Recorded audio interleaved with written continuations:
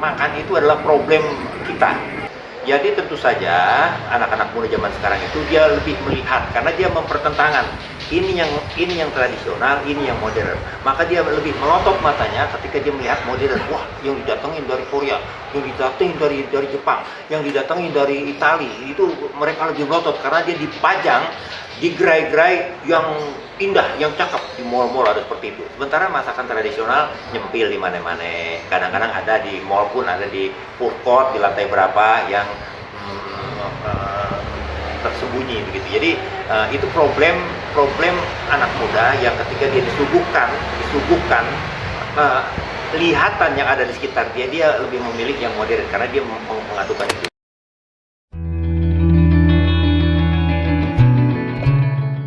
Ya, assalamualaikum warahmatullahi wabarakatuh. Nama saya Yahya Andi Saputra. Saya sebagai wakil ketua Lembaga Kebudayaan Betawi, juga ketua Asosiasi Tradisi Lisan Jakarta, juga sebagai anggota Komite Tata Kehidupan Budaya di Forum Pengkajian dan Pengembangan Perkampungan Budaya Betawi Setu Babakan, Krengseng Sawah, Jagakarsa, Jakarta Selatan. Saya rasa anak-anak muda ini harus lebih diedukasi lagi mengenal masakan kita. Gado-gado itu bahasa Betawi, jadi awalnya tuh gado. Tadi sudah disebut, gado itu dimakan begitu saja, kemudian diulang kata itu menjadi gado-gado, jadi dia menjadi sesuatu yang dicampurkan, memang bercampur. Gado-gado itu macam-macam ya, artinya gado-gado itu macam-macam. Jadi gado-gado itu bukan bahasa Portugis, bukan bahasa Belanda, bukan bahasa apa, ya asalnya sebetulnya dari gado. Gado itu ya dari bahasa Jawa sebetulnya ya, kalau kita lihat itu dari bahasa Jawa, kemudian menjadi gado-gado, dia menjadi bahasa Melayu dan bahasa Betawi, dan ketika dia menjadi kuliner, dia menjadi kuliner Betawi yang mengambil dari pengaruh bahasa Melayu dan Jawa.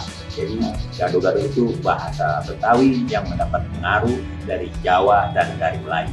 Gado-gado, makanan yang diolah bercampur-campur. Campuran itu adalah unsurnya adalah sayuran-sayuran. Jadi begitu ada timun, ada macam-macam sayuran-sayuran.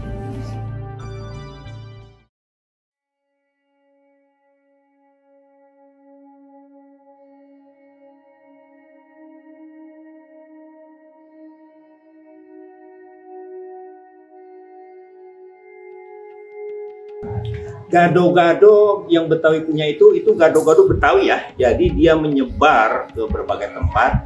Ya kalau di Jogja, kemudian di Sulawesi, kemudian di Medan misalnya itu ada gado-gado, jelas itu mereka mengambil nama dari Betawi punya. Jadi masakan Betawi.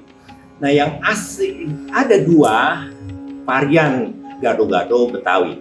Satu gado-gado yang diulek dulu. Jadi kacang kacang tanah itu yang habis digoreng itu diulek. Kemudian dicampur dengan asam, kemudian dicampur dengan air, diulek, kemudian barulah semua bahan-bahan gado-gado itu, sayur-sayuran itu dicampur.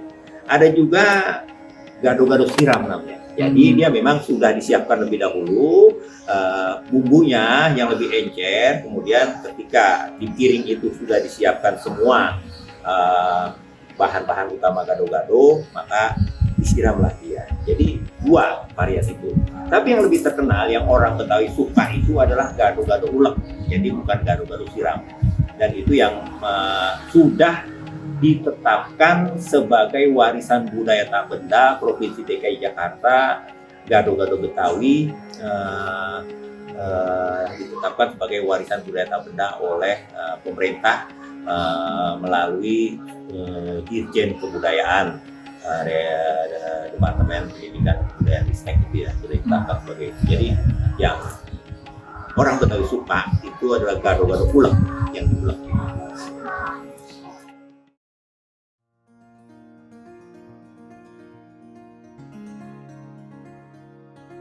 Gado itu kan sudah muncul pada masa itu, terutama yang di tengah ya.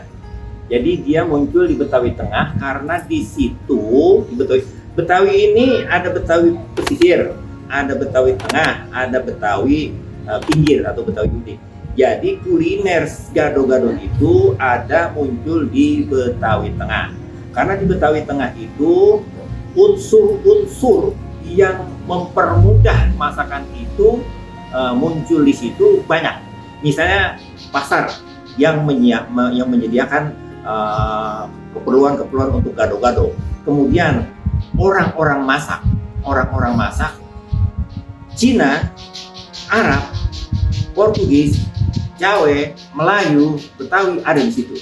Kemudian pasar ada di situ. Ketika pasar asli orang yang menyukai makanan itu ada di tengah. Dulu itu ketika terjadi jamuan makan malam yang disebut dengan restafel, makanan besar pertama-tama, itu gado-gado juga menjadi salah satu hidangan yang dihidangkan pada meja restafel itu. Jadi dia masakan lokal tapi disukai oleh lidah orang-orang mana-mana saja. Jadi saat itu kan kalau restafel itu bukan kebiasaan kita makan dalam meja besar itu dengan macam-macam makanan itu bukan kebiasaan kita. Kita hanya bisa mengambil nasi di sini, lauknya di sana, lauknya di sini, kita makan bersama-sama dengan keluarga. Jadi itu sudah dihidangkan pada saat itu. Itu kebiasaan itu terutama memang sangat mengejala pada abad ke-19.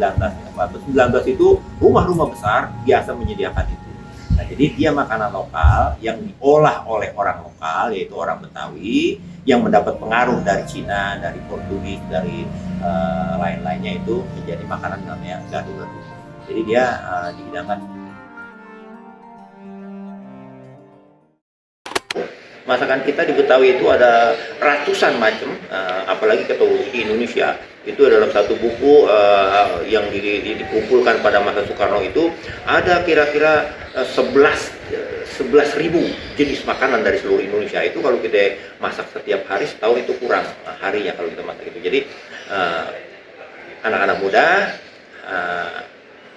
mohon kiranya engkau mengenal kembali jati diri kamu sendiri, makanan yang menyehatkan buat kamu. Ya gado-gado itu makanan sehat buat kamu ya, daripada kamu makan makanan yang nggak karuan juntrungannya itu, maka kamu silahkan memilih makanan terbaik untuk kamu dan untuk masa depan kamu. Jadi disitulah kuliner itu memperlihatkan bahwa dia merupakan salah satu identitas kamu sendiri. Mari mengenali identitas kamu sambil kamu mengenali itu, kamu mencintai itu, kemudian kamu menjadikannya dia bagian dari hidup kamu. Jadi begitu harapan saya kepadamu, hai anak-anak muda,